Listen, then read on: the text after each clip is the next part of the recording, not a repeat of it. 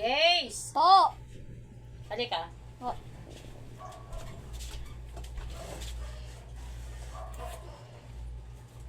May memory verse ka na. Okay. Opo. Ano yan?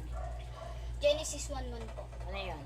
Nang pasimula ay nilikha ng Diyos ang langit at lupa. Wow. Ano yan? Saan makikita yon? Sa una po ng Bible, Ano yon? Genesis 1:1 po. Ang galing naman. Ano yung isang mong memory verse? Yung ano po, Mateo 4:4 po. Ano yon? Datapot na susulat, hindi lamang sa tinapay na bubuhay ang tao, kundi sa bawat salitang lumalabas sa bibig ng Diyos. Oh, very good. Ano yan?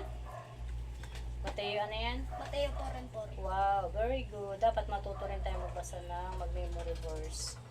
Kasi, paglaki mo, hanggang paglaki mo, dala-dala mo na yan. Diba? Opo.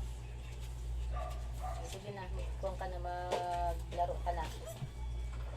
Sige na. Maglaro na.